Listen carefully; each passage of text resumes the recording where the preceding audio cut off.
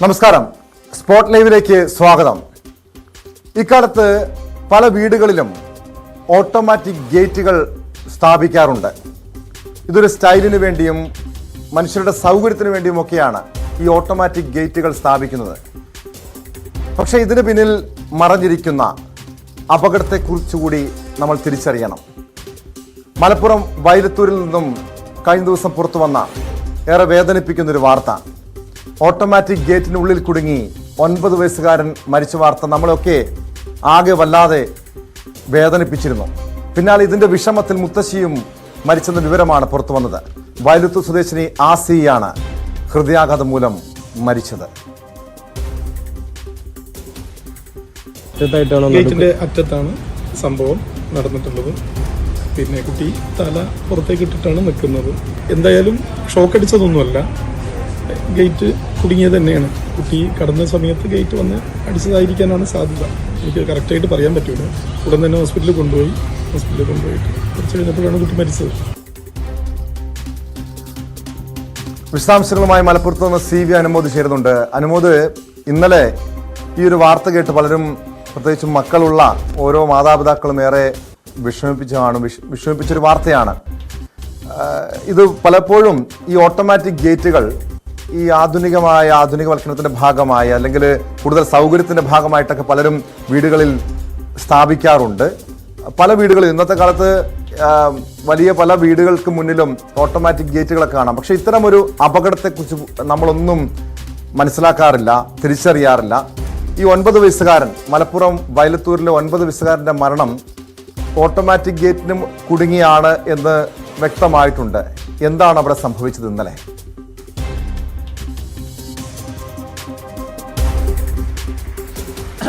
അപ്പോൾ ഇതുമായി ബന്ധപ്പെട്ട് നമുക്ക് മനസ്സിലാക്കാൻ കഴിഞ്ഞ കാര്യങ്ങളാണ് പങ്കുവയ്ക്കുന്നത്. പലതും മുഴുവൻ ആധികാരികമായി ആവണമെന്നില്ല. കാരണം പ്രത്യേകിച്ച് ഇന്ന് രാവിലെ മുതൽ നമ്മൾ ആ പ്രദേശത്തേക്ക് അധികം ചെന്ന് ആ വിവരങ്ങൾ ശേഖരിക്കാൻ നമുക്ക് കഴിഞ്ഞിട്ടില്ല. കാര്യം ആ ഒരു വീട്ടുകാരുടെയും ആ നാട്ടുകാരുടെയും അവരുടെ സാഹചര്യം മനസ്സിലാക്കി അവിടെ നിന്നും വിട്ടു നിൽക്കുകയാണ്. ആ ഒരു കാര്യം ആദ്യം പറഞ്ഞുകൊണ്ട് ഇതിലേക്ക് വരാം. മനസ്സിലാക്കാൻ കഴിഞ്ഞ ഒരു കാര്യം, ഈ കുട്ടിയുടെ വീട്, സിനാൻ്റെ വീട്, ഈ ഓട്ടോമാറ്റിക് ഗേറ്റുള്ള ആ വീടിൻ്റെ പുറകുവശത്തായിട്ടാണ്. അപ്പോൾ എളുപ്പത്തിന് വേണ്ടി, പള്ളിയിലേക്ക് പോകാൻ എളുപ്പത്തിന് വേണ്ടി ഈ കുട്ടി ഈ വഴിയാണ് കടന്നു പോയിക്കൊണ്ടിരുന്നത്. ഈ വീട്ടുകാർ, ഈ ഓട്ടോമാറ്റിക് ഗേറ്റുള്ള വീട്ടുകാർ കുറച്ച് കാലമായി വിദേശത്താണുള്ളത്. ആ വീട് പൂട്ടിക്കിടക്കുകയാണ്. അപ്പോൾ ഈ വീടിൻ്റെ, ഈ ഓട്ടോമാറ്റിക് ഗേറ്റിൻ്റെ മതിലിന് ഉൾവശത്ത് അത് തുറക്കാനുള്ള ഒരു സ്വിച്ചുണ്ട്. ആ സ്വിച്ച് ഇട്ട് കഴിഞ്ഞാൽ ഗേറ്റ് തുറക്കുകയും ആ സ്വിച്ച് രണ്ടാമത് ഞെക്കിക്കഴിഞ്ഞാൽ ഗേറ്റ് അടയുകയും ചെയ്യും. അപ്പോൾ ഗേറ്റ് തുറന്ന് അത് അടയാനാകുമ്പോൾ അടയാനുള്ള സ്വിച്ച് ഞെക്കി കുട്ടി പുറത്തേക്ക് കിടക്കുകയാണ് പതിവ് എന്നാണ് നമുക്ക് അറിയാൻ കഴിഞ്ഞത്. ഇത് നമ്മൾ പലരുമായി ശേഖരിച്ച വിവരമാണ്. അപ്പോൾ സാധാരണ അത് എളുപ്പത്തിൽ അങ്ങനെ ചെയ്യുന്നതാണ്. പക്ഷേ ഈ കഴിഞ്ഞ ദിവസം ഈ സ്വിച്ച് ഞെക്കി പുറത്ത് കിടക്കുമ്പോഴേക്കും ഇത് അടയുകയാണ് ചെയ്തത്. അങ്ങനെ ഈ കുട്ടിക്ക് രണ്ടാമത് ഈ തുറക്കാൻ വേണ്ടി സ്വിച്ച് ഞെക്കാൻ കഴിയാതെ വരികയും കഴുത്ത് കുടുങ്ങി കഴുത്ത് പരിക്കേറ്റ് മരണം ഉണ്ടാവുകയാണ് ചെയ്തത്. പോസ്റ്റ്മോർട്ടത്തിലും കുട്ടിയുടെ ലഭിക്കുന്ന പ്രാഥമിക സൂചന കഴുത്തിൽ ഒടിവ് സംഭവിച്ചു. അതായത് ശ്വാസം മുട്ടി ഒരു തൂങ്ങി മരിക്കുമ്പോഴുണ്ടാകുന്ന അതേ പരിക്കുകൾ കഴുത്തിന് സംഭവിച്ചാണ് കുട്ടി മരിച്ചിട്ടുള്ളത് എന്നാണ്. അപ്പോൾ ഈ കുട്ടി ഇങ്ങനെ കഴുത്ത് പുറത്തേക്ക് കുടുങ്ങി നിൽക്കുന്നത് കണ്ട് നാട്ടുകാരാണ് പിന്നീടെത്തി ഈ ഒരു ഗേറ്റ് തുറന്ന് ഈ കുട്ടിയെ രക്ഷിച്ച്, അതായത് പുറത്തെടുത്ത ആശുപത്രിയിലേക്ക് കൊണ്ടുപോയത്. പക്ഷേ അപ്പോഴേക്കും മരണം സ്ഥിരീകരിച്ചിരുന്നു. ഇതിൻ്റെ ഈ ഒരു മരണത്തിൻ്റെ വിവരം അറിഞ്ഞതിൻ്റെ ആഘാതമാണ് കുട്ടിയുടെ മുത്തശ്ശിയായ ആസിയയ്ക്ക് സംഭവിച്ചത്.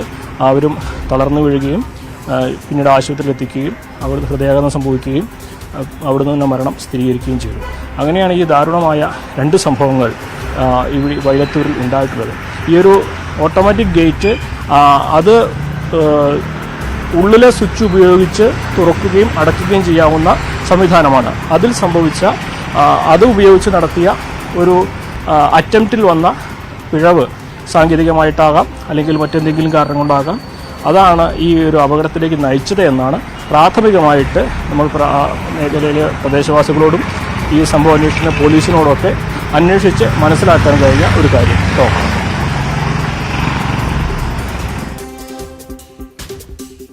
അനുമോദ്, ആ സമയത്ത് ഈ സിനാൻ, 9 വയസ്സുകാരനായ സിനാൻ തനിച്ചായിരുന്നോ? ഇത്തരമൊരു അപകടം നടക്കുന്ന സമയത്ത് മറ്റാരും കൂടെ ഉണ്ടായിരുന്നില്ല? അത്തരം എന്തെങ്കിലും വിവരങ്ങൾ ലഭ്യമായിട്ടുണ്ടോ?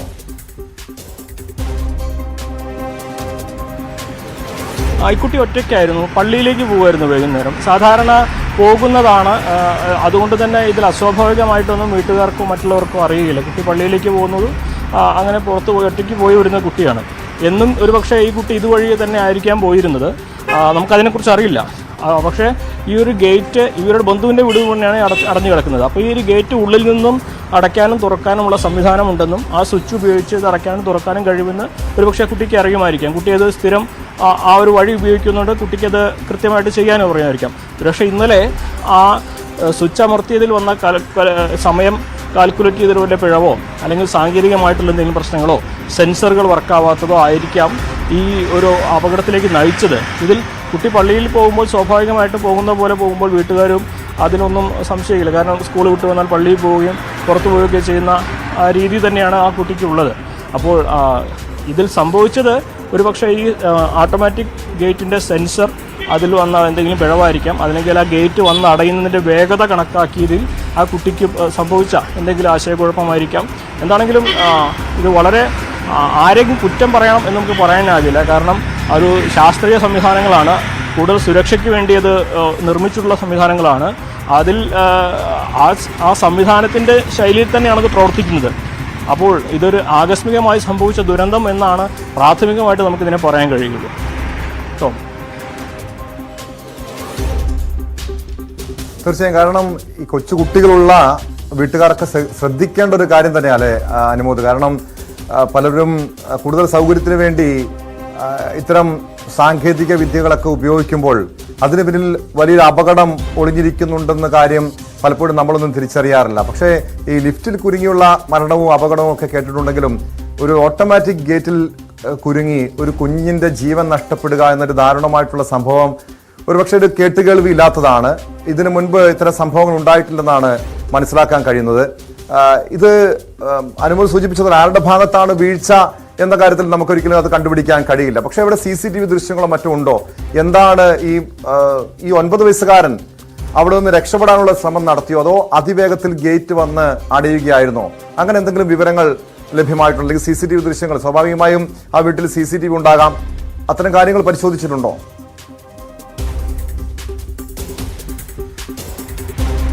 ടോം, സ്വാഭാവികം വീട്ടിൽ CCTV ഉണ്ടാവുമായിരിക്കാം. പക്ഷേ നമുക്ക് ആ ഒരു മേഖലയിലേക്ക് ചെന്ന് ഇത് അന്വേഷിക്കാനുള്ള ഒരു സാവകാശമോ അതിനുള്ള സാഹചര്യമോ ഇപ്പോഴവിടെ ഇല്ല എന്നുള്ളതാണ് യാഥാർത്ഥ്യം. കാരണം ആ ഒരു കുടുംബത്തിൻ്റെയും ആ പ്രദേശവാസികളുടെയും ഒക്കെ അവരുടെ ഒരു മനോനില അല്ലെങ്കിൽ അവരുടെ ഒരു സാഹചര്യം ഇപ്പോൾ വളരെ വിഷമഘട്ടത്തിലാണ്.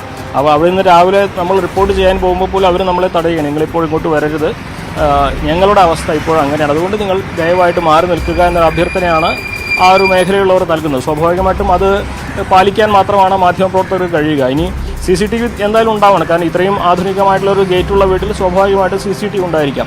ഇതിൽ അറിയാൻ കഴിഞ്ഞൊരു കാര്യം, ഈ കുട്ടി വീടിനുള്ളിലൂടെയാണ് പുറത്തേക്ക് പോകുന്നത്. അതായത് ഈ വീടിൻ്റെ പുറകിലാണ് കുട്ടിയുടെ വീട്. അപ്പോൾ ഈ വീടിൻ്റെ ഉള്ളിലൂടെ പോകുമ്പോൾ അവിടെയൊന്നും ആരും ഉണ്ടാകണമെന്നില്ല, പുറത്തുള്ളവർക്ക് മാത്രമേ ഇത് കാണാൻ കഴിയുള്ളൂ. പുറത്ത് നമ്മൾ ഈ പരിപാടിയുടെ ആദ്യം ടെലികാസ്റ്റ് ചെയ്ത ആ സംഭാഷണത്തിൽ തന്നെ അയാൾ പറയുന്നുണ്ട്, പുറത്ത് നോക്കുമ്പോൾ കുട്ടിയുടെ തല പുറത്ത് കുടുങ്ങി കിടക്കുന്ന പോലെയാണ് കണ്ടത്, ഷോക്കടിച്ചു എന്നാണ് ആദ്യം കരുതിയതെന്നാണ് പറയുന്നത്. അപ്പോൾ ഉള്ളിലുള്ളവർക്ക് ഉള്ളിൽ ആരുമില്ല എന്നുള്ളതാണ് യാഥാർത്ഥ്യം. അതുകൊണ്ട് തന്നെ പുറത്തുനിന്ന് കണ്ടവർക്ക് മാത്രമാണ് ഈ ഒരു അപകടം മനസ്സിലാക്കി ഇടപെടാൻ കഴിഞ്ഞിട്ടുള്ളത്. സ്വാഭാവികമായിട്ടും എന്നും പോകുന്ന വഴി ആയതുകൊണ്ടും സ്ഥിരം ചെയ്യുന്ന ഒരു കാര്യമായതുകൊണ്ടും അതിൽ അപകടം പതിയിരിക്കുന്നുണ്ടെന്ന് ആരും കരുതി കാണില്ല, ആ കുട്ടിയും അറിഞ്ഞു കാണില്ല ഇതിൽ ഇങ്ങനെ ചില സാങ്കേതിക പ്രശ്നങ്ങളുണ്ട്, അല്ലെങ്കിൽ അപകടത്തിന് ഇത്രയും സാധ്യതയുള്ളതാണ്, അതൊന്നും ആരും മുൻകൂട്ടി കരുതി കാണില്ല, ആർക്കും അറിയുകയും ചെയ്തു കാണില്ല. അപ്പോൾ ഇത്തരത്തിൽ എന്നും ചെയ്യുന്ന പോലെ ഈ സംഭവം ചെയ്തു. പക്ഷേ ഇന്നലെ ദൗർഭാഗ്യവശാൽ ഒരിക്കലും സംഭവിക്കാൻ പാടില്ലാത്ത കാര്യങ്ങൾ അവിടെ സംഭവിച്ചു. എന്താണെങ്കിലും ഇതിലെ CCTV ദൃശ്യങ്ങൾ നമുക്ക് വരും ദിവസങ്ങളിൽ ലഭിക്കുമെന്ന് പ്രതീക്ഷിക്കാം. അപ്പോൾ മാത്രമേ നമുക്ക് ഇതിൽ കൂടുതൽ വിശദാംശങ്ങൾ മനസ്സിലാക്കാൻ കഴിയുകയുള്ളൂ. എന്താണെങ്കിലും കഴുത്ത് കുടുങ്ങിയാണ് മരിച്ചിരിക്കുന്നത് എന്നാണ് നമുക്ക് പോസ്റ്റ്മോർട്ടത്തിൻ്റെ പ്രാഥമിക വിവരമായിട്ട് ലഭിച്ചിട്ടുള്ളത്. ഇതിൽ ഇനി ഈ ഒരു സംവിധാനത്തിൻ്റെ സെൻസറിൻ്റെ പ്രശ്നമാണോ, സാങ്കേതികമായിട്ടുള്ള കാര്യങ്ങളാണോ എന്നുള്ളതൊക്കെ വിശദമായ അന്വേഷണത്തിന് ശേഷമേ, ശാസ്ത്രീയ അന്വേഷണത്തിന് ശേഷമേ നമുക്ക് വ്യക്തമായിട്ട് അറിയാൻ കഴിയുകയുള്ളൂ കേട്ടോ. തീർച്ചയായും. കാരണം ഒരുപക്ഷെ പോസ്റ്റ്മോർട്ടം റിപ്പോർട്ടിൽ ഇതുമായി ബന്ധപ്പെട്ട ഒരു വ്യക്തത വരുമായിരിക്കും. അങ്ങനെ എന്തെങ്കിലും പോസ്റ്റ്മോർട്ടം റിപ്പോർട്ട് പുറത്തു വന്നിട്ടുണ്ടോ? ഈ മരണകാരണം കഴുത്തിനേറ്റ പരിക്കാണ് എന്ന് ചില പ്രാഥമികമായിട്ടുള്ള വിവരങ്ങളുണ്ടല്ലോ അനുമോദ്. അതായത് ഈ ഈ 9 വയസ്സുകാരനെ ഈ അപകട നിലയിൽ കണ്ടപ്പോൾ തന്നെ മരണം സംഭവിച്ചിരുന്നോ? രക്ഷപ്പെടാനുള്ള യാതൊരു സാധ്യതയും ഉണ്ടായിരുന്നില്ലേ?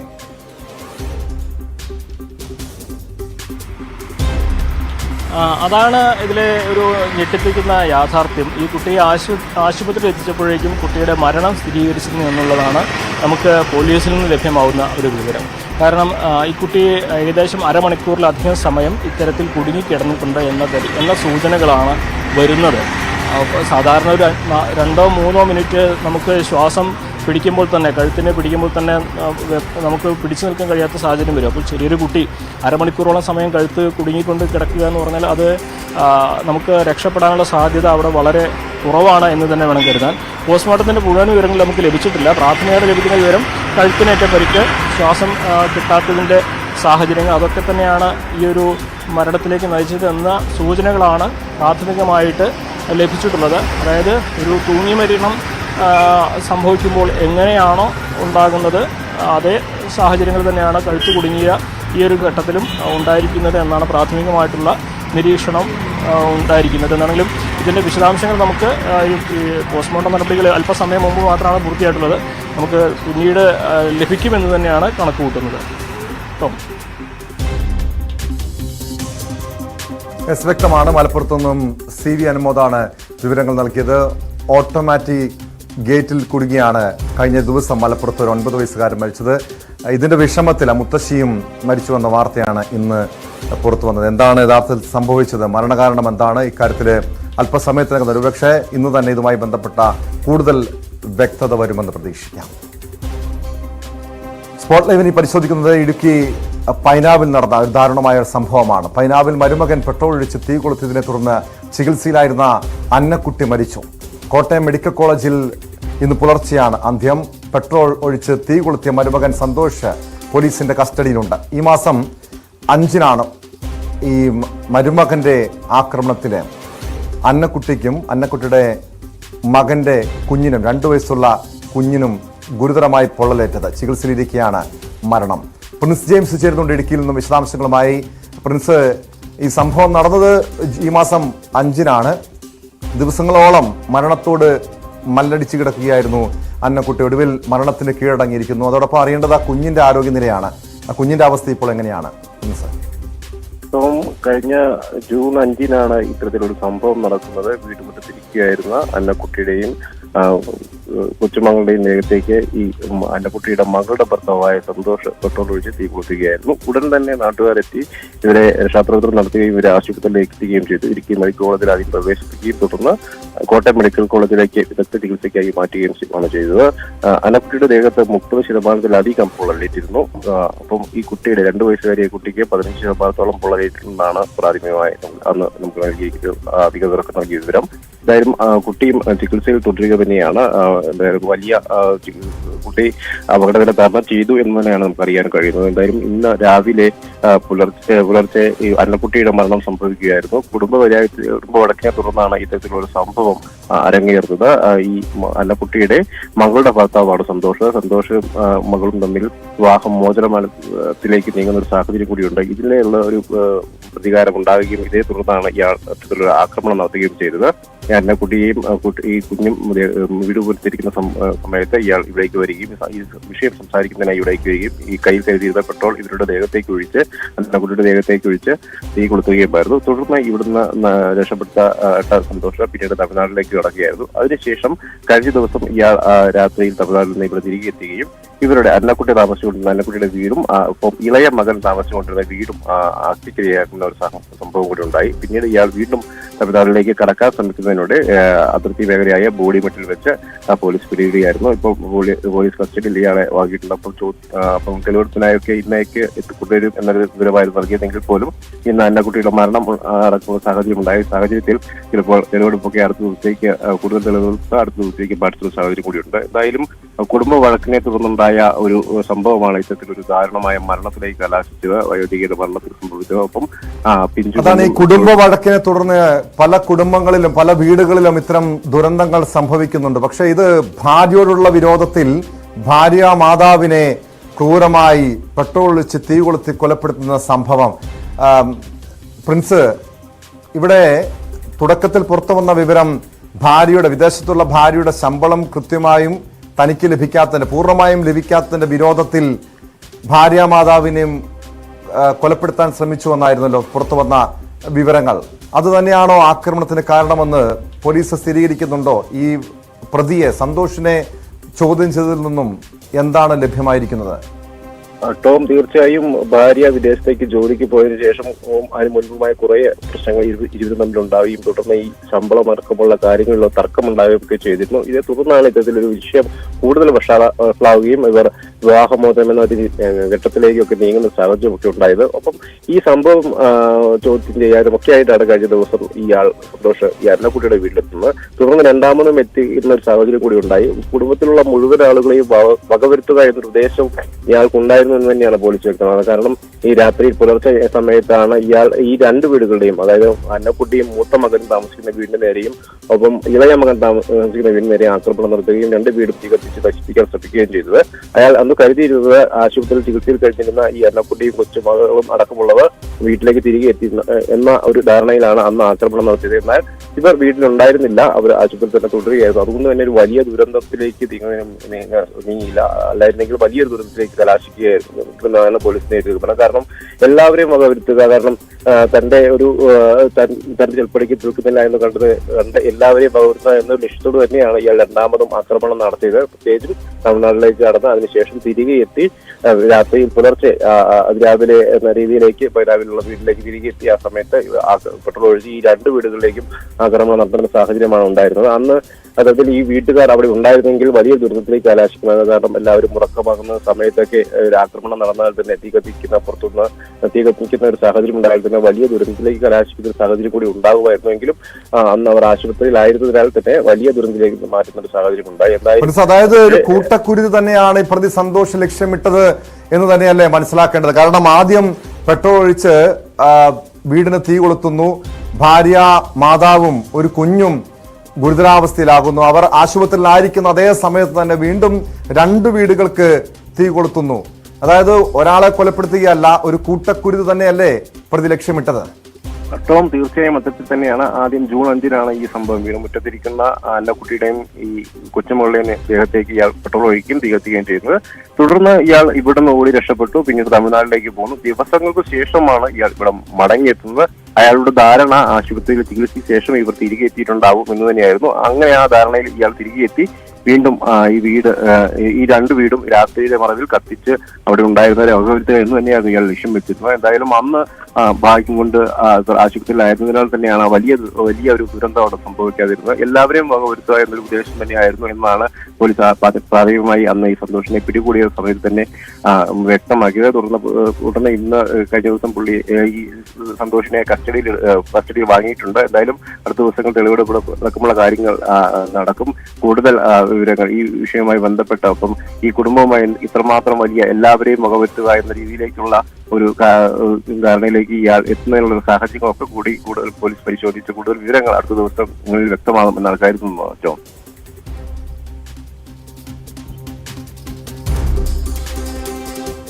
പ്രതി ഇപ്പോൾ നിലവിൽ വീണ്ടും പോലീസ് ഈ സന്തോഷിനെ കസ്റ്റഡിയിൽ വാങ്ങിയിട്ടുണ്ട്.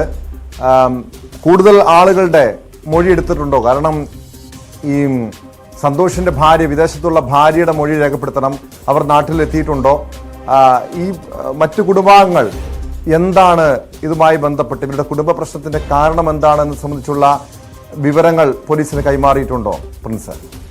ടോം, ഈ സംഭവം നടന്നുകൊണ്ട് തന്നെ നാട്ടുകാർ ഓടിക്കൂടിയാണ് ഈ രക്ഷാപ്രവർത്തനമൊക്കെ നടന്നത്. അവരുടെ നിന്നുള്ള വിവരങ്ങളെല്ലാം പോലീസ് ശേഖരിച്ചിട്ടുണ്ട്. ഒപ്പം സന്തോഷ് പോലീസ് കസ്റ്റഡിയിലാണ്. ഇന്ന് ഈ സംഭവ സ്ഥലങ്ങളിൽ, അതായത് ആക്രമണം നടന്ന വീടുകളിലെത്തിച്ച് തെളിവെടുപ്പിനായി തെളിവ് നടത്താൻ പോലീസിക്കുന്നതാണ്. എന്നാൽ അന്നക്കുട്ടിയുടെ ഒരു മരണം സംഭവിച്ച സാഹചര്യത്തിൽ അത് അടുത്ത ദിവസത്തേക്ക് മാറുന്ന സാഹചര്യം കൂടിയുണ്ട്. അപ്പം ഈ അന്നക്കുട്ടിയുടെ മകളും ഈ സന്തോഷം തമ്മിൽ പരസ്യം പലതവണ മുൻപ് ഉണ്ടായിട്ടുണ്ട്. ഇയാളുടെ കുറിച്ച് ഇത്തരം നടപടികൾ, ആക്രമണ സ്വഭാവങ്ങളൊക്കെ മുൻപും ആളുകൾ ശ്രദ്ധയിൽപ്പെട്ടിട്ടുണ്ട്, നാട്ടുകാരുടെ ശ്രദ്ധയിൽപ്പെട്ടുള്ള ഒരു കാര്യം കൂടിയാണ്. അതുകൊണ്ട് തന്നെ പിന്നെ വിദേശത്തേക്ക് ജോലിക്ക് പോയൊരു സാഹചര്യത്തിൽ പോലും വലിയ ക്രൂരമായ ഇടപെടലുകൾ ഇയാളുടെ ഭാഗത്തുനിന്നുണ്ടാകുന്നു.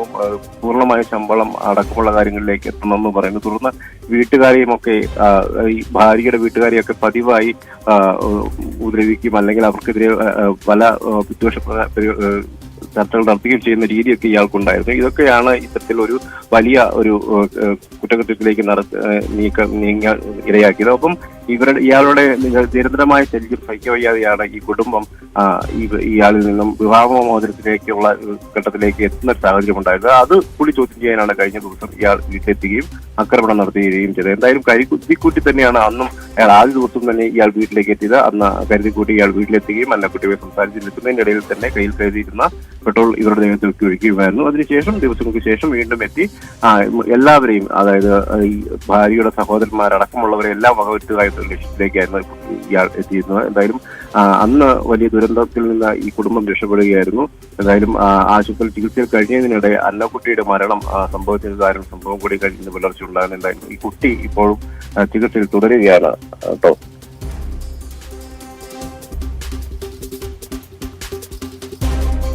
വ്യക്തമാണ്. പ്രിൻസ് ജെയിംസ് ആണ് വിവരങ്ങൾ നൽകിയത്. ഇടുക്കി പൈനാവിൽ മരുമകൻ പെട്രോൾ ഒഴിച്ച് തീ കൊളുത്തിയതിനെ തുടർന്ന് ചികിത്സയിലായിരുന്ന അന്നക്കുട്ടി രാവിലെയാണ് മരിച്ചത്. ഇവർക്കൊപ്പം ഗുരുതരമായി പൊള്ളലേറ്റ മകന്റെ 2 വയസ്സുള്ള കുഞ്ഞ് ഗുരുതരാവസ്ഥയിൽ ചികിത്സയിൽ തുടരുകയാണ്. തൃശൂർ താനിത്ത് യുവാവിനെ പോലീസാണെന്ന് പറഞ്ഞ് കാറിലെത്തിയ സംഘം തട്ടിക്കൊണ്ടുപോയി. ആ വാർത്ത വിശദമായി പരിശോധിക്കാം ഇടവേളയ്ക്ക് ശേഷം.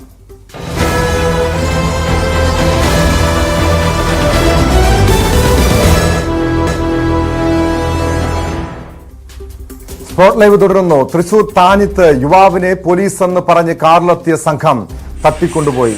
മണിക്കൂറുകൾക്കകം സംഘത്തെ എറണാകുളം ജില്ലയിൽ നിന്നും പോലീസ് പിടികൂടി. എറണാകുളം സ്വദേശികളായ ബിനിൽ, നിതീഷ്, ആന്റണി, റോഷൻ എന്നിവരെയാണ് പോലീസ് അറസ്റ്റ് ചെയ്തത്. ഡാനി പോൾ ചേരുന്നുണ്ട് വിവരങ്ങളുമായി. ഡാനി, ഈ ഇന്നലെ രാത്രി 10 മണിയോടുകൂടിയാണ് ഈ യുവാവിനെ വീട്ടിൽ നിന്നും തട്ടിക്കൊണ്ടുപോകുന്നത്. പിന്നീട് ബന്ധുക്കൾ പരാതിപ്പെട്ടതിനെ തുടർന്ന് പോലീസ് മണിക്കൂറുകൾക്കകം തന്നെ എറണാകുളം പറവൂരിൽ നിന്നും ഈ യുവാവിനെ കണ്ടെത്താൻ കഴിഞ്ഞു, പ്രതികളെ പിടികൂടാൻ കഴിഞ്ഞു. പക്ഷേ ഈ തട്ടിക്കൊണ്ടുപോകലിന്റെ കാരണം വ്യക്തമായിട്ടുണ്ടോ ഡാനി?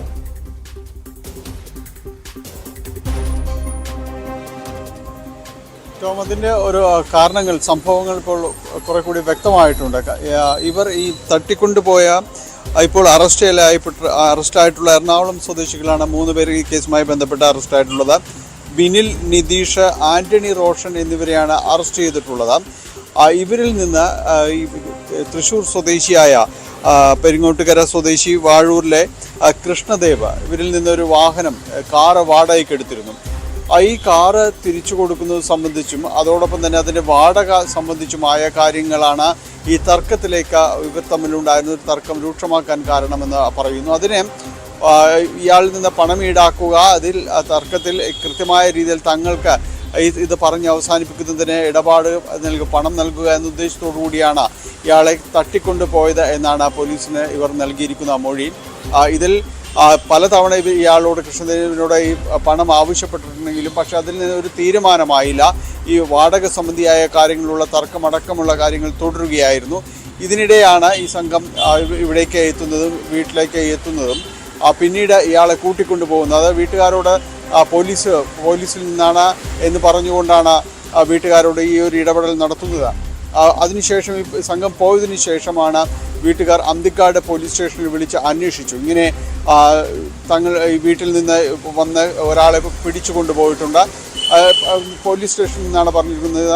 നിയറസ്റ്റ് പോലീസ് സ്റ്റേഷൻ എന്ന് പറയുന്നത് അന്തിക്കാടാണ്. അന്തിക്കാട് പോലീസ് സ്റ്റേഷനിൽ ഇത് സംബന്ധിച്ച് അന്വേഷിച്ചപ്പോൾ അവർക്ക് ഇങ്ങനൊരു കാര്യം അറിവില്ല. മാത്രവുമല്ല, അവരുടെ ഒരു സ്റ്റേഷൻ പരിധിയിൽ ഇങ്ങനെ പോലീസ് വന്ന് കൂട്ടിക്കൊണ്ടുപോകുന്ന അത്തരം കാര്യങ്ങൾ വേറെ മറ്റേത് കേസാണെങ്കിലും കേസിൻ്റെ പരിധിയിൽപ്പെടുന്ന സ്റ്റേഷനായതുകൊണ്ട് തന്നെ അത് അറിയുകയും ചെയ്യും. അതുകൊണ്ട് ഇങ്ങനെയൊരു സംഭവം ഉണ്ടായിട്ടില്ല എന്ന് അവർ പറഞ്ഞു. അതോടുകൂടിയാണ് വീട്ടുകാർക്ക് സംശയം തോന്നുകയും ഈ കാറിന് ഇവർ വന്ന് പോയ വാഹനത്തിൻ്റെ വിശദാംശങ്ങളടക്കം അന്തിക്കാട് പോലീസിലേക്ക് ഇവർ വിവരം കൈമാറുകയും ചെയ്യുന്നത്. തുടർന്ന് പോലീസ് സ്റ്റേഷനുകൾ, മറ്റു സ്റ്റേഷനുകളിലേക്കെല്ലാം തന്നെ ഒരു വാഹന പരിശോധനയ്ക്കായിട്ട് നിർദ്ദേശം നൽകുകയായിരുന്നു. ഇനിയാണ് പറവൂർ ഭാഗത്ത് വെച്ച് നടന്ന വാഹന പരിശോധനയിൽ കൃഷ്ണദേവിനെയും അതോടൊപ്പം തന്നെ മറ്റുള്ളവരെയും പോലീസ് കാറിനകത്ത് നിന്ന് കണ്ടെത്തുന്നത്. ഈ 3 പേർ, തട്ടിക്കൊണ്ടുപോയ 3 പേരെയും പോലീസ് അവർ അറസ്റ്റ് രേഖപ്പെടുത്തിയിട്ടുണ്ട്. ഈ വാഹനത്തെ സംബന്ധിയായ കാര്യമാണോ അതോ മറ്റേതെങ്കിലും കാര്യങ്ങൾ ഇതിൻ്റെ പിറകിലുണ്ടോ എന്നതടക്കമുള്ള കാര്യങ്ങൾ പോലീസ് വിശദമായിട്ട് പരിശോധിക്കുന്നുണ്ട്. ഈ 3 പേരെയും കൂടുതൽ ചോദ്യം ചെയ്യലിലേക്കടക്കം ഉണ്ടാകും. കാരണം ഇങ്ങനെ തട്ടിക്കൊണ്ടുപോകൽ ഇവരൊരു കൊട്ടേഷൻ സംഘമാണോ അതോ ഇവരിൽ നിന്ന് തന്നെയാണോ കാറ് വാടകയ്ക്കെടുത്തതെന്ന് സംബന്ധിച്ച് പൂർണ്ണമായൊരു തീർപ്പിലേക്ക് പോലീസ് എത്തിയിട്ടില്ല. കാരണം ഇത്തരമൊരു സംഘങ്ങൾ പല രീതിയിൽ പ്രവർത്തിക്കുന്നവരാണ്. ഇവർക്ക് ഈ വാഹനം വാടകയ്ക്ക് കൊടുക്കൽ, കാറുകൾ വാടകയ്ക്ക് കൊടുക്കൽ മാത്രമാണോ അത്തരം കാര്യങ്ങളുള്ളത് എന്നതിലെല്ലാം തന്നെ പോലീസ് വിശദീകരണം, അന്വേഷണം എല്ലാം തന്നെ നടക്കുന്നുണ്ട്. എറണാകുളം സ്വദേശികളാണ് പിടിയിലായ 3 പേരും എറണാകുളം സ്വദേശികളാണ്. എന്തായാലും ഇക്കാര്യത്തിലെല്ലാം തന്നെ പോലീസ് വിശദമായ ഒരു അന്വേഷണം നടത്തുകയാണ്. കൃത്യസമയത്ത് സമയോചിതമായിട്ട് തന്നെ വീട്ടുകാർ അതിൻ്റെ ഒരു സംശയം തീർക്കുന്നതിന് വേണ്ടി പോലീസ് സ്റ്റേഷനിൽ ഇടപെടുകയും അവരെ വിവരമറിയിക്കുകയും ചെയ്തതിൻ്റെ അടിസ്ഥാനത്തിലാണ് ഇങ്ങനെ ഇയാളെ ഈ വാഹന പരിശോധനയിലേക്ക് പോലീസ് നീങ്ങുകയും ഈ സംഘത്തെ അറസ്റ്റ് ചെയ്യുന്നതിന് സഹായിക്കുകയും ചെയ്തത്. ടോം,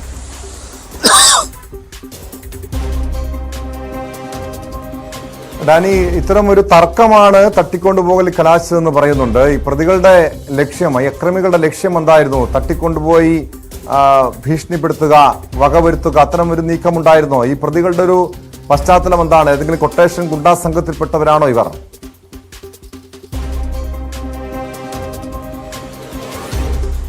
ടോം, പ്രതികളുടെ പശ്ചാത്തലം സംബന്ധിച്ചതാണ് പോലീസ് കൂടുതൽ അന്വേഷിക്കുന്നത്.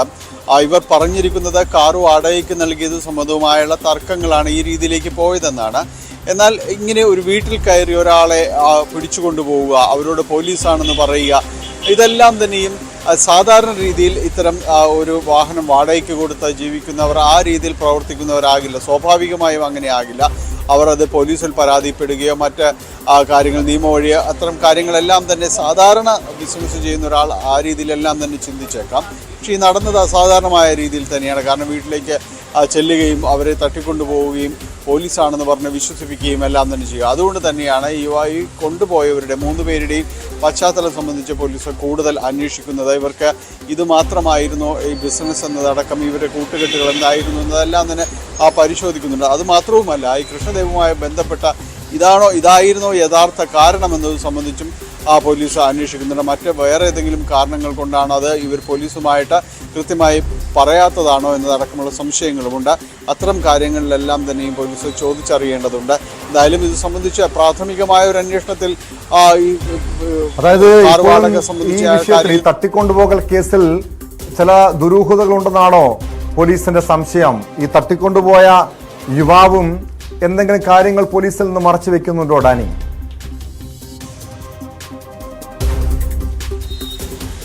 നിലവിൽ പോലീസ് സംബന്ധിച്ച് അന്വേഷണം നടന്നുണ്ട്. പ്രാഥമികമായൊരു വിവരമനുസരിച്ച് പോലീസ് ഇപ്പോൾ പറഞ്ഞിരിക്കുന്ന മൊഴികൾ അതെല്ലാം തന്നെ അത് സംബന്ധിച്ചാണ് പോലീസ് കൂടുതൽ അന്വേഷണം നടത്തുന്നത്. കാരണം ഇവർ പറഞ്ഞിരിക്കുന്ന വസ്തുതകൾ ശരിയാണോ എന്നതാണ് ക്രോസ് മാച്ച് ചെയ്യുകയാണ് പോലീസ് ഇപ്പോൾ ചെയ്യുന്നത്. വാഹനം സംബന്ധിയായ തർക്കമാണ്, അതിന് വാടക സംബന്ധിയായ കാര്യങ്ങളെല്ലാം തന്നെയുണ്ട്. അതാണ് ഈ രീതിയിലേക്ക് പോയത് എന്നാണ് ഇയാൾ പറഞ്ഞിരിക്കുന്നത്. ഞാൻ നേരത്തെ സൂചിപ്പിച്ചതുപോലെ അത്തരമൊരു കാര്യത്തിന് ഇതായിരുന്നോ, ഈ രീതിയിലാണോ ചെയ്യേണ്ടത് എന്നത് ന്യായമായി ഉയരുന്നൊരു ചോദ്യമാണ്. കാരണം ഒരാളെ തട്ടിക്കൊണ്ടുപോയിട്ട് വേണോ ഈ ഒരു വാടക സംബന്ധിയായ കാര്യങ്ങൾ പറഞ്ഞു തീർക്കാൻ എന്നതടക്കം കാര്യങ്ങളുണ്ട്. അപ്പോൾ ആ ഒരു ചോദ്യം തന്നെയാണ് പോലീസും അന്വേഷിക്കുന്നത്. ഇതിൽ മറ്റെന്തെങ്കിലും ഇടപാടുകളോ കാര്യങ്ങളോ ഉണ്ടോ എന്നത് പോലീസ് ഇവരെ കൃത്യമായി ചോദ്യം ചെയ്തതിൻ്റെ അടിസ്ഥാനത്തിൽ പോലീസ് വ്യക്തമാക്കുമെന്നാണ് മനസ്സിലാക്കാൻ സാധിക്കുന്നത്. 3 പേരെയും പോലീസ് ചോദ്യം ചെയ്യുകയാണ്. അതിൻ്റെ വിശദാംശങ്ങളും വൈകാതെ ലഭ്യമാകും. നിലവിലെ സാഹചര്യത്തിൽ വീട്ടുകാർ അടക്കം ഇടപെട്ടതുകൊണ്ട് മാത്രമാണ് ഇയാൾ മോചിക്കപ്പെടുന്നത്. അപ്പോൾ അതിൻ്റെ ഒരു ആശ്വാസം കുടുംബത്തിന് എല്ലാം തന്നെയുണ്ട്. എങ്കിൽ കൂടിയും ഈ കേസ് എന്താണ്, എന്തുകൊണ്ട് ഒരാളെ ഇങ്ങനെ തട്ടിക്കൊണ്ടുപോയി വീട്ടിൽ കയറി എന്നതടക്കമുള്ളൊരു ഭയാശങ്കകൾ അവരുടെ ഭാഗത്തും നിലനിൽക്കുന്നുണ്ട്. പോലീസ് ഈ കൃഷ്ണദേവ് പറഞ്ഞതും പൂർണ്ണമായും വിശ്വസിച്ചിട്ടില്ല എന്ന് തന്നെയാണ് അറിയുന്നത്. ഇയാൾ ഇത് മാത്രമായിരുന്നോ കാരണമെന്നതാണ് ഇനി ഇതിൽ അറിയേണ്ടത്. അതിൽ വസ്തുതകൾ കൂടുതൽ വ്യക്തമാകേണ്ടതുണ്ട്. അതിന് തട്ടിക്കൊണ്ടുപോയവരുടെ പശ്ചാത്തലം കൂടി പോലീസ് അന്വേഷിക്കും. എറണാകുളം സ്വദേശികളാണ്. ഇന്നലെ പറവൂർ ഭാഗത്ത് വെച്ചുള്ള പരിശോധനയിലാണ് ഇവരെ പിടികൂടുകയും ചെയ്തത്. ടോം, വ്യക്തമാണ്. ഡാനി പോളാണ് വിവരങ്ങൾ നൽകിയത്. തൃശ്ശൂരിൽ യുവാവിനെ തട്ടിക്കൊണ്ടുപോയത് വാഹനം വാടകയ്ക്കെടുത്തുമായി ബന്ധപ്പെട്ട തർക്കമാണ് അതിന് കാരണമെന്നാണ് പോലീസ് നൽകുന്ന വിവരം. സംഭവത്തിലെ പ്രതികളെ പോലീസ് പിടികൂടിയിട്ടുണ്ട്. ഇവരെ വിശദമായി ചോദ്യം ചെയ്യുകയാണ്. സ്പോട്ട് ലൈവ് ഇനി പരിശോധിക്കുന്നത് KSEBയുടെ വിവാദത്തിലായ ഒരു നടപടിയാണ്. പാലക്കാട് അട്ടപ്പാടി സ്കൂളിലെ വൈദ്യുതി KSEB വിച്ഛേദിച്ചു. അഗളി GVHS സ്കൂളിലെ വൈദ്യുതിയാണ് വിച്ഛേദിച്ചത്. 53,201 രൂപ വൈദ്യുതി കുടിശ്ശിക ആയതിനാലാണ് വൈദ്യുതി വിച്ഛേദിച്ചത്. വിനേഷ് കുമാർ ചേരുന്നുണ്ട് വിവരങ്ങളുമായി. വിനേഷ്, നിരവധി നൂറുകണക്കിന് കുട്ടികൾ പഠിക്കുന്ന ഒരു സ്ഥാപനത്തിൽ ഈ രീതിയിലൊരു കടുത്ത നടപടിയിലേക്ക് KSEB നീങ്ങാനുള്ള കാരണം എന്താണ്? കാരണം പലപ്പോഴും കുടിശ്ശികളൊക്കെ ഉണ്ടാകുമ്പോൾ ഒരു സാവകാശം കൊടുക്കാറില്ലേ, അവർക്ക് ആ തുക അടയ്ക്കാനുള്ള സാവകാശം കൊടുക്കാറില്ലേ? ഇവിടെ ഇത് തിടുക്കപ്പെട്ട് ഇത്തരം ഒരു നടപടിയിലേക്ക് നീങ്ങാനുള്ള കാരണം എന്താണ്? ഇതൊരു തിടുക്കപ്പെട്ട നടപടിയും നമുക്ക് പറയാൻ കഴിയില്ല. കാരണം 6 മാസം വരെയുള്ള കുടിശ്ശികയാണ്. അതായത് 6 മാസമായി കൃത്യമായി ബില്ലടച്ചിട്ടില്ല. ഇടയിൽ ഫ്യൂസ് വരാൻ മുമ്പൊരിക്കൽ ശ്രമം നടന്നപ്പോൾ മാത്രമാണ് ഇവർ കുറച്ച് തുക, അതായത് സ്കൂളിന്റെ ഈ അഗളിയിലുള്ള ഗവൺമെന്റ് വൊക്കേഷണൽ ഹൈസ്കൂളിൽ നിന്ന് ഓൺ ഫണ്ടിൽ നിന്ന് തുകയെടുത്ത് അടച്ചത്. അതിനുശേഷം വീണ്ടും ഈ 3 മാസമായി തുക അടയ്ക്കാതെ വന്നതോടു കൂടിയാണ് ഇവർ ഇത് 3 തവണ ഇവർക്ക് കത്ത് കൊടുത്തിട്ടുണ്ട്. ഇത് സംബന്ധിച്ച് വിദ്യാഭ്യാസ വകുപ്പിന്റെ ഒരു അനാസ്ഥയായിട്ട് തന്നെയാണ് നമുക്ക് തോന്നുന്നത്. കാരണം വിദ്യാഭ്യാസ വകുപ്പിന് ഇതിൽ കൃത്യമായ ഒരു നടപടി എടുക്കാൻ കഴിയാതെ വന്നു എന്നുള്ളതാണ് എടുത്തു പറയേണ്ടത്. ഇതേ തുടർന്നാണ് ഇന്ന് രാവിലെ സ്കൂൾ ടൈമിന് തൊട്ട് സ്കൂൾ ആരംഭിക്കുന്ന സമയത്ത് സ്കൂളിൽ സ്റ്റാഫ്മാരും മറ്റും എത്തിയ സമയത്താണ് KSEB അധികൃതർ വന്ന് ഫ്യൂസ് വരിയത്. 50,000 രൂപയുടെ കുടിശ്ശികയുണ്ട്. അപ്പൊ അതിന് മുമ്പ് തന്നെ ഇവർ 2 തവണ HM-നെ കാണുകയും സംസാരിക്കുകയും ചെയ്തിരുന്നു. പ്രധാന അധ്യാപിക ശ്രീമേരി പറയുന്ന അനുസരിച്ചാണെങ്കിൽ ഇത് തുക എത്രയും പെട്ടെന്ന് ഈ കുടിശ്ശിക അടച്ചില്ലെങ്കിൽ ഫ്യൂസ് വരേണ്ടി വരും എന്ന് പറഞ്ഞു. ഇത് കൃത്യമായി മുകളിലോട്ട്, അതായത് ജില്ലാ വിദ്യാഭ്യാസ ഓഫീസർ ഉൾപ്പെടെ അറിയിച്ചതാണ്. പക്ഷെ യാതൊരു നടപടി ഉണ്ടാവാത്തൊരു സാഹചര്യത്തിലാണ് ഫ്യൂസ് ഊരിയിട്ടുള്ളത്. നമുക്കറിയാം, ഈ അഗളിയിലുള്ള ഈ ആദിവാസികൾ ഉൾപ്പെടെയുള്ള പിന്നോക്ക വിഭാഗങ്ങൾ പഠിക്കുന്ന സ്കൂളാണ്. 2,500ഓളം കുട്ടികളുണ്ട്.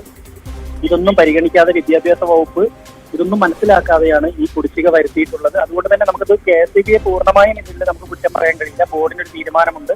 ആ തീരുമാനം എല്ലാവർക്കും, സർക്കാരിലെ മറ്റു വകുപ്പുകൾക്കെല്ലാം തന്നെ ബാധകമാണ്. സ്കൂളായാലും മറ്റു കാര്യങ്ങളായാലും എല്ലാം. കഴിഞ്ഞ ഒരു 2 മാസം മുമ്പ് കാരണം KSEBയെ കുറ്റം പറയാൻ കഴിയില്ല.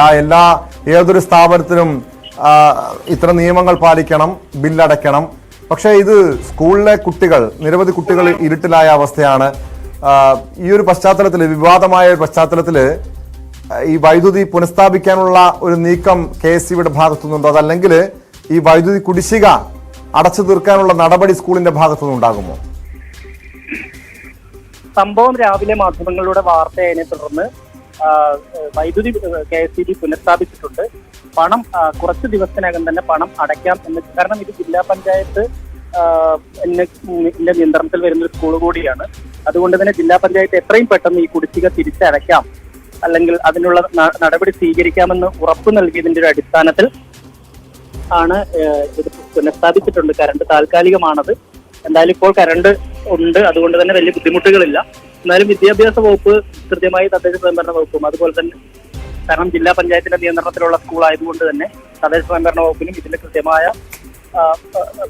ഇതിലിടപെടാൻ കഴിയുന്നതാണ്. എന്നാലും അത്തരത്തിലൊരു നടപടി ഉണ്ടാകുന്നത്, ഞാൻ നേരത്തെ സൂചിപ്പിച്ച പോലെ തന്നെ 2 മാസം മുമ്പ് സമാനമായ ഒരു സംഭവം പാലക്കാട് ടൗണിലുണ്ടായിരുന്നു. പാലക്കാട് റോബിൻസൺ റോഡിലുള്ള വിദ്യാഭ്യാസ ഡയറക്ടറുടെ ഓഫീസിൽ ഇതുപോലെ തന്നെ കുടിശ്ശിക, അതും വലിയ കുടിശ്ശിക ഉണ്ടായിരുന്നതുപോലെ തന്നെ കുടിശ്ശിക അടയ്ക്കാത്തതിനെ തുടർന്ന് ഫ്യൂസ് ഊരി ഏകദേശം 2-3 ദിവസത്തോളം അത് തുടർന്നു. 3 ദിവസത്തോളം അവിടെ കറണ്ടില്ല. അതും കഴിഞ്ഞ സ്കൂൾ തുറക്കുന്നതിന്റെ തൊട്ട് മുമ്പായിരുന്നു. ഒരു സ്കൂൾ തുറക്കാൻ പോകുന്നതിന്റെ തൊട്ട് മുമ്പ് മറ്റുള്ള നടപടിക്രമങ്ങൾ എല്ലാം തന്നെ പാതി വഴിയിലായി, എല്ലാം തന്നെ നിലച്ചൊരവസ്ഥയുണ്ട്. കാരണം ഓൺലൈൻ വഴിയുള്ള മറ്റുള്ള ഒന്നും ചെയ്യാൻ കഴിയാതെ ഉദ്യോഗസ്ഥരവിടെ ദിവസങ്ങളോളം ഇരിക്കേണ്ട ഒരു അവസ്ഥ വന്നു. അപ്പൊ ഇതൊരു പുതിയ സംഭവമല്ല. എന്തായാലും വിദ്യാഭ്യാസ വകുപ്പ് ഇത്തരത്തിൽ ബില്ലടയ്ക്കാതെ വരുമ്പോഴാണ് KSEB നടപടിയിലേക്ക് പോകുന്നത്. സാധാരണ നമുക്കറിയാം, നമ്മളൊരു വീട്ടിലൊക്കെ ആണെങ്കിൽ അതിൽ നമ്മളെ അറിയിക്കുക മാത്രമേ ചെയ്യുക, ഫീസ് വരും. ഇത് സർക്കാർ സ്ഥാപനം, സർക്കാരിന്റെ നിയന്ത്രണത്തിലുള്ള മറ്റു വകുപ്പുകളായതുകൊണ്ട് തന്നെ 2-3 തവണ ഇവരെ അറിയിക്കുകയും ഇവർക്ക് കൃത്യമായി തന്നെ ഇത് സംബന്ധിച്ച് നോട്ടീസ് നൽകുകയും ചെയ്തതിനു ശേഷമാണ് KSEB ഇങ്ങനൊരു നടപടിയിലേക്ക് പോകുന്നത്. ഇവിടെ അഗളി സ്കൂളിലും സംഭവിച്ചതാണ്. 2-3 തവണ ഇവർക്ക്. പക്ഷേ സ്കൂൾ അധികൃതരെയും കുറ്റം പറയാൻ കഴിയുമോ വിനേഷ്? നമുക്കറിയാം, പല അധ്യാപകരും പറഞ്ഞു കേൾക്കാറുണ്ട്, സർക്കാർ സ്കൂളിലെ പല അധ്യാപകരും അല്ലെങ്കിൽ ഹെഡ് മാസ്റ്റർമാരും ഒക്കെ പറഞ്ഞു കേൾക്കാറുണ്ട്, സ്കൂളിന്റെ വൈദ്യുതി ബിൽ അടയ്ക്കാൻ പോലും പലപ്പോഴും പണം ഉണ്ടാകാറില്ല, പണം അനുവദിച്ച് കിട്ടാറില്ല. ഈ പ്രിൻസിപ്പളിൻ്റെയോ ഹെഡ് മാസ്റ്ററുടെയോ കയ്യിൽ നിന്നും ഇപ്പോൾ ഈ തുകയൊക്കെ അടയ്ക്കേണ്ട, ഈ ബില്ലടയ്ക്കേണ്ട ഒരു അവസ്ഥയാണ്. പിന്നീട് മാസങ്ങൾക്ക് ശേഷമാണ് ആ തുക തിരികെ ലഭിക്കാറുള്ളത്. അങ്ങനെ വലിയ പ്രതിസന്ധിയിലാണ് അധ്യാപകരുടെ അവസ്ഥ എന്നൊക്കെ പലരും ചൂണ്ടിക്കാണിക്കാറുണ്ട്. ഇവിടെയും ഇത്തരമൊരു സാഹചര്യമാണെന്നല്ലേ മനസ്സിലാക്കേണ്ടത്? അങ്ങനെയാണെങ്കിൽ ഇവിടെ വീഴ്ച വരുത്തിയത് ആരാണ്? ഈ സ്കൂൾ അധികൃതരാണോ അതോ ഉന്നത ഉദ്യോഗസ്ഥരാണോ? ഈ സ്കൂളിൻ്റെ ചുമതലയുള്ള അല്ലെങ്കിൽ ഉപജില്ലയോ അല്ലെങ്കിൽ ജില്ലാ വകുപ്പിലെയോ വിദ്യാഭ്യാസ വകുപ്പിലെയോ ആളുകളാണോ? ഇതിൽ വീഴ്ച വരുത്തിയത് സ്കൂൾ അധികൃതരല്ല. ഞാൻ നേരത്തെ സൂചിപ്പിച്ചല്ലോ, സ്കൂൾ അധികൃതർ ഇതുപോലെ തന്നെ അധ്യാപകർ അവരുടെ കയ്യിൽ നിന്നെല്ലാം പൈസ കൂട്ടി അടച്ചത് പിന്നീട് ഓൺ ഫണ്ടിൽ നിന്ന് അവർക്ക് ലഭിക്കുകയാണ് ഉണ്ടായത്. അപ്പൊ അതുകൊണ്ട് തന്നെ പി ടി ഐ മറ്റും ഇടപെട്ടിട്ടാണ് ഇങ്ങനെ ഒരു നടപടി ഉണ്ടായത്. യഥാർത്ഥത്തിൽ ഇത് വിദ്യാഭ്യാസ വകുപ്പ്, സർക്കാരിന്റെ ഭാഗത്തു നിന്നും വിദ്യാഭ്യാസ വകുപ്പാണ് ഇത്തരത്തിൽ സ്കൂളുകളുടെയും മറ്റു കാര്യങ്ങൾ നോക്കേണ്ടത്. ഒപ്പം തന്നെ ജില്ലാ പഞ്ചായത്തിന്റെ നിയന്ത്രണത്തിലുള്ള സ്കൂളായതുകൊണ്ട് തദ്ദേശ സ്വയംഭരണ വകുപ്പിനും ഇതിൽ കൃത്യമായി ഒരു റോളുണ്ട്. അതുകൊണ്ട് അവർക്കും ഇതിൽ ഇത് എത്രയും പെട്ടെന്ന് KSEBിയുടെ ബില്ലടച്ച് പ്രശ്നം പരിഹരിക്കാവുന്നതായിരുന്നു. പക്ഷെ അവരുടെ ഒന്നും ഭാഗത്ത് അത്തരത്തിലുള്ള നീക്കം ഉണ്ടായില്ല. കാരണം 6 മാസമായിട്ടും നടക്കാതെ പോയി. ഒടുവിൽ ഫ്യൂസ് ഊരിയതിന് ശേഷം മാത്രമാണ് ഈ ഒരു സാവകാശം ആവശ്യപ്പെടുകയും മറ്റും ചെയ്തിരിക്കുന്നത്. അതുവരെ ഒന്നും ഉണ്ടായില്ല. ഇത് വലിയ വാർത്തയാവുകയും മാധ്യമങ്ങൾ ഇടപെടുകയും ചെയ്തതിന്റെ അടിസ്ഥാനത്തിൽ മാത്രമാണ് ഇപ്പോൾ കുറച്ച് ദിവസത്തേക്ക് സാവകാശം ചോദിക്കുകയും അടയ്ക്കാമെന്ന് ജില്ലാ പഞ്ചായത്ത് പ്രസിഡന്റ് KSEB അറിയിക്കുകയും ചെയ്തു. KSEB അധികൃതർ സമ്മതിക്കുകയും തുടർന്ന് തൽക്കാലത്തേക്ക് വൈദ്യുതി പുനഃസ്ഥാപിക്കുകയും ചെയ്തിട്ടുണ്ട്.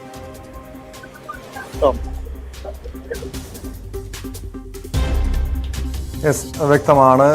ഇപ്പോൾ താൽക്കാലികമായി വൈദ്യുതി പുനഃസ്ഥാപിച്ചിട്ടുണ്ട്.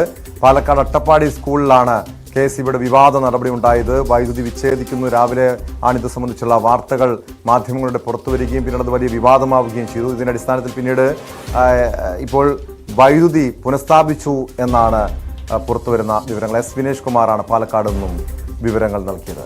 സ്പോട്ട് ലൈവിലേക്ക് മടങ്ങിയെത്താം ഇടവേള കഴിഞ്ഞ്. കെ മുരളീധരന്റെ ലക്ഷ്യം നീക്കം പരിശോധിച്ചു.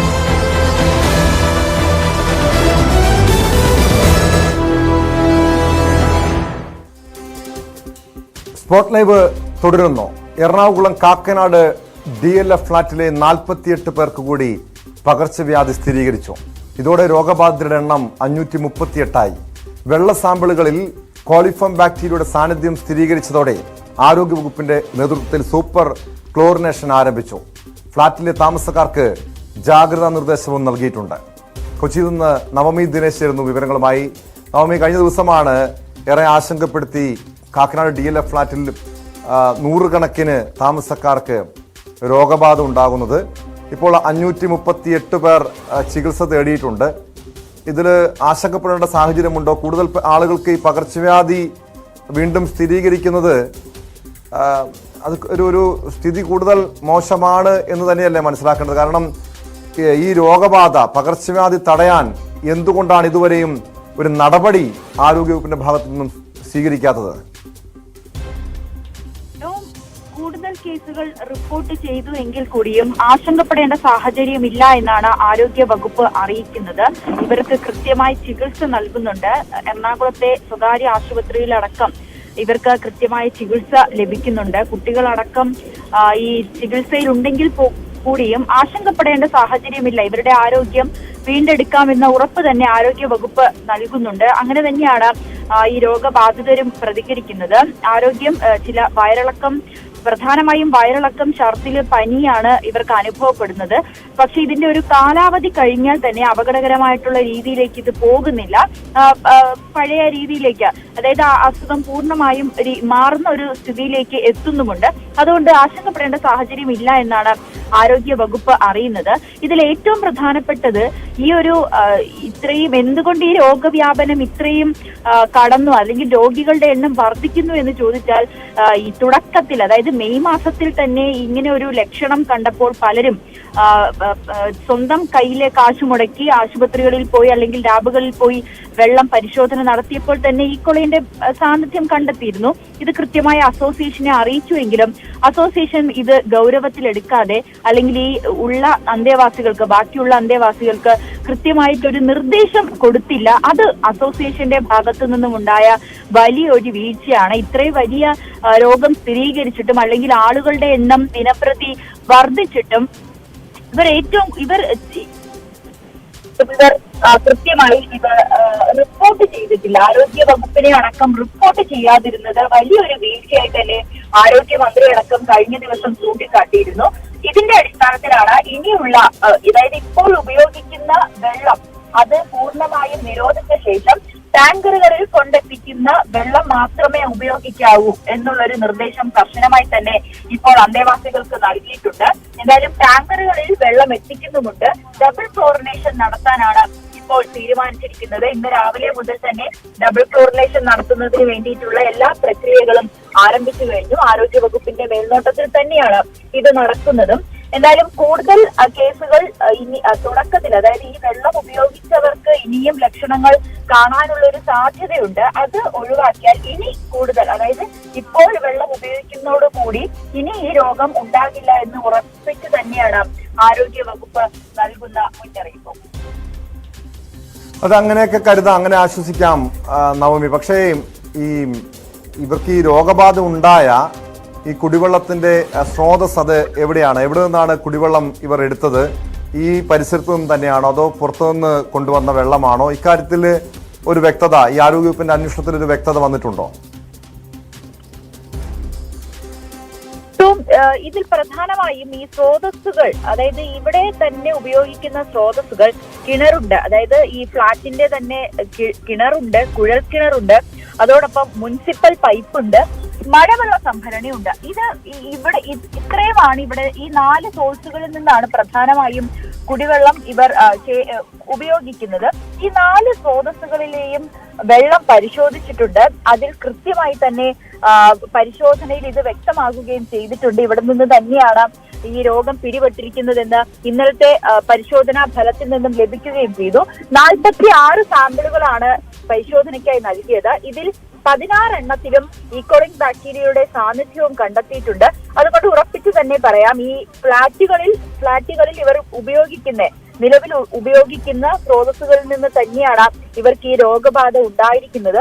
ഇത് കൃത്യമായി അറിഞ്ഞിട്ട് പോലും ഇത് മറച്ചുവെച്ച അസോസിയേഷന്റെ ഭാഗത്തു നിന്ന് വലിയ വീഴ്ചയും ഉണ്ടായിട്ടുണ്ട്. ഇനിയും ഇത്തരത്തിലുള്ളൊരു പ്രവൃത്തി ഉണ്ടായാൽ കടുത്ത നടപടികളിലേക്ക് പോകുമെന്നാണ് ആരോഗ്യ വകുപ്പ് മുന്നറിയിപ്പ് നൽകിയിരിക്കുന്നത്.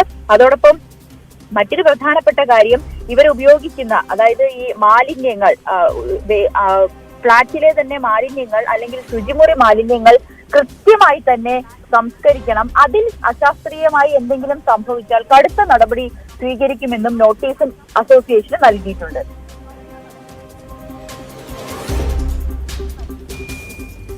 നിലവില് ഈ സംഭവം പുറത്തു വന്നതിന് പിന്നാലെ ഈ ഫ്ളാറ്റിലെ ജീവനക്കാരും അസോസിയേഷൻ ഭാരവാഹികളും തമ്മിൽ ചില തർക്കങ്ങളുണ്ടായിരുന്നു. പരസ്പരം പഴിചാരുന്ന സംഭവം, അതായത് അസോസിയേഷൻ ഭാരവാഹികളുടെ ഭാഗത്താണ് വീഴ്ച ഉണ്ടായതെന്ന് പറഞ്ഞു. ഇക്കാര്യം തന്നെയാണ് ഈ മുനിസിപ്പാലിറ്റിയുടെയും ആരോഗ്യവകുപ്പിന്റെയും അന്വേഷണത്തിലും മനസ്സിലാക്കാൻ കഴിഞ്ഞത്.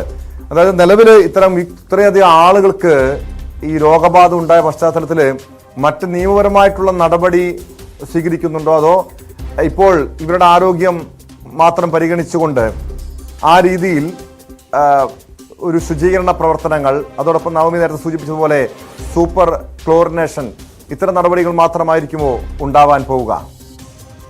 താൽക്കാലികമായി ഇപ്പോൾ നടപടികളൊന്നും സ്വീകരിക്കുന്നില്ല എന്നുള്ളൊരു വിവരമാണ്. അതായത് ഇപ്പോൾ ആരോഗ്യ വകുപ്പ് ഒരു മുന്നറിയിപ്പ് നൽകിയെന്നതിനപ്പുറത്തേക്ക് കേസെടുക്കാനായി തീരുമാനിച്ചിട്ടില്ല. ഇനിയും ഇത്തരത്തിലുള്ളൊരു പ്രശ്നം, അതായത് ഇനിയും ഇതുപോലെ ഉള്ള അനാസ്ഥ തുടർന്നാൽ വീണ്ടും കടുത്ത നടപടികളിലേക്ക് പോകാനാണ് തീരുമാനിച്ചിരിക്കുന്നത്. ഇനിയും ഇത്തരത്തിലുള്ള പ്രവർത്തികൾ ഉണ്ടായാൽ മാത്രമേ ഒരു കടുത്ത നടപടികളിലേക്ക് പോകൂ എന്നുള്ളൊരു മുന്നറിയിപ്പാണ് ഇപ്പോൾ അസോസിയേഷന് നൽകിയിരിക്കുന്നത്. അല്ലാതെ ഇപ്പോൾ താൽക്കാലികമായി നിയമ നടപടികളൊന്നും സ്വീകരിക്കില്ല എന്ന് തന്നെയാണ് ആരോഗ്യ വകുപ്പ് അറിയിച്ചിരിക്കുന്നത്.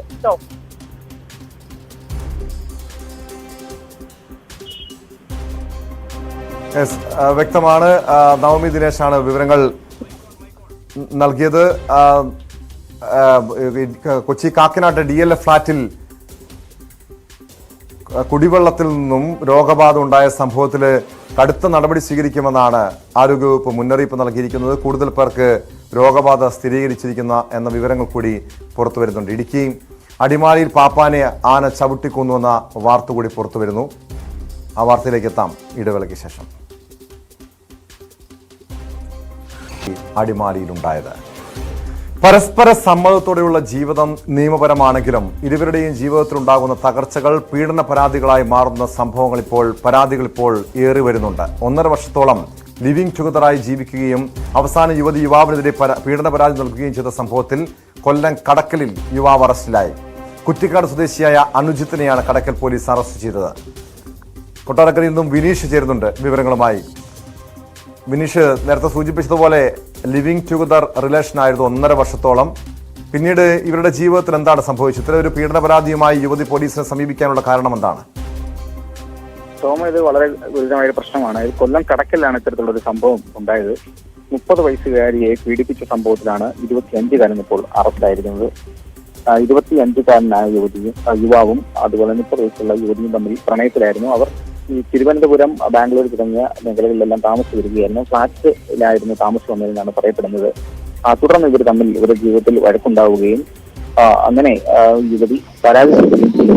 ഇതിനകത്ത് എടുത്തു പറയേണ്ട കാര്യം, 25 വയസ്സുകാരനായ അറസ്റ്റായ യുവാവ് പറയുന്നത് ഈ പെണ്ണിന് 30 വയസ്സ് പ്രായമുണ്ടായതായി ഇയാൾ അറിഞ്ഞിരുന്നില്ല എന്നും അതുപോലെ തന്നെ ഈ യുവതി മറ്റൊരു പുരുഷന് വിവാഹം കഴിച്ചിരുന്നതായിട്ടുള്ള കാര്യവും എല്ലാം മറച്ചു വെച്ചിട്ടാണ് തന്നെ പ്രണയിച്ചത് എന്നാണ് അനുജിത്ത് പോലീസിനോട് പറഞ്ഞത്. ഈ ഒരു സംഭവവുമായി ബന്ധപ്പെട്ട് ഇവർ പരസ്പരം ഇതുമായി ബന്ധപ്പെട്ടുള്ള തർക്കത്തിൽ അനുജിത്ത് യുവതിയെ ക്രൂരമായി മർദ്ദിച്ചിരുന്നു എന്ന് പറയപ്പെടുന്നുണ്ട്. അങ്ങനെ ഈ മർദ്ദനത്തെ തുടർന്ന് യുവതി കടക്കൽ പോലീസിൽ പരാതി നൽകിയിരുന്നു. ഈ പരാതിയെ തുടർന്നാണ് ഇരുവരെയും പോലീസ് വിളിച്ചു വരുത്തുകയും ഇതിന്റെ കാര്യങ്ങൾ മനസ്സിലാക്കുകയും ചെയ്തു. അങ്ങനെ അനുജിത്തിനെ താക്കീത് നൽകി വിട്ടയക്കുകയും ചെയ്തു. യുവതിയെ മേലിൽ പ്രതികരിക്കരുത് എന്നുള്ള ഒരു ഉറപ്പിന്മേൽ വിട്ടയക്കുകയും ചെയ്തിരുന്നു.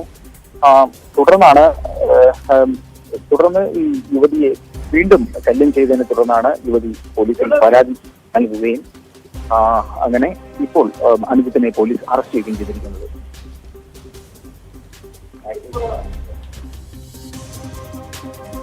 വ്യക്തമാണ്. കൊല്ലം കൊട്ടാരക്കരയിൽ നിന്ന് വിനീഷാണ് വിവരങ്ങൾ നൽകിയത്. 1.5 വർഷത്തോളം ലിവിംഗ് ടുഗദറായി ജീവിക്കുകയും അവസാനം ഇവരുടെ ബന്ധത്തിലുണ്ടായ ചില പ്രശ്നങ്ങളുടെ അടിസ്ഥാനത്തിലാണ് യുവാവിനെതിരെ പരാതിപ്പെടുകയും ചെയ്തത്. ഇതിന്റെ അടിസ്ഥാനത്തിൽ യുവതിയുടെ പരാതിയിൽ കൊല്ലം കടക്കൽ സ്വദേശിയായിട്ടുള്ള അനുജിത്തിനെ പോലീസ് അറസ്റ്റ് ചെയ്തിരിക്കുകയാണ്. സ്പോട്ട് ലൈവ് പൂർണ്ണമാകുന്നു. നമസ്കാരം.